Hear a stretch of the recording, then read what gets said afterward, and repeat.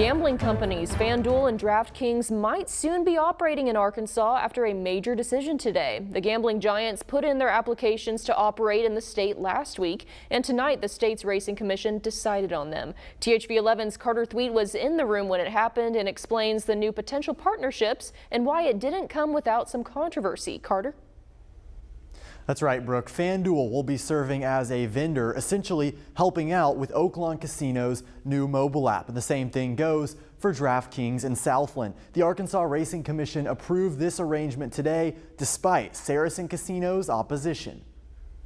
We're expecting it to grow about 5 times what it is today. Oaklawn General Manager Wayne Smith says Arkansas's gambling revenue will skyrocket with this deal. It'll see FanDuel acting as a vendor for a new mobile app by Oaklawn, helping them with betting lines, app infrastructure, and more. If you have the backing of a national company like FanDuel, and in their case DraftKings, I think really helps expedite, as I mentioned, expedite that 5x growth. In exchange for serving as a vendor on these new apps, FanDuel will get a percentage of the revenue. Same for DraftKings with Southland. But the decision didn't come without controversy. Carlton Safa with Saracen, the state's other casino, made an impassioned plea for the Racing Commission to turn it down. We have a system that is working for Arkansas.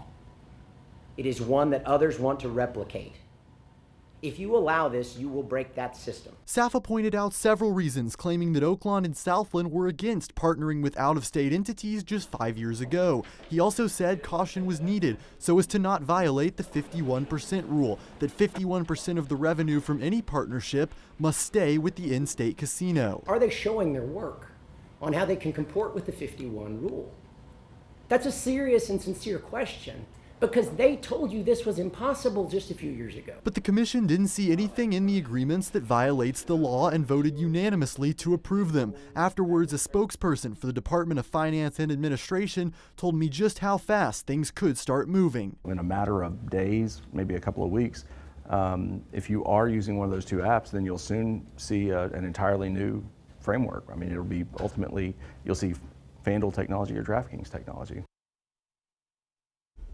And that spokesperson tells me that the department will have auditors in the casinos to make sure that the 51% rule is followed. The Department of Finance and Administration doesn't have an official position on the issue, but the spokesperson did say they expect more tax revenue for Arkansas as a result of this change.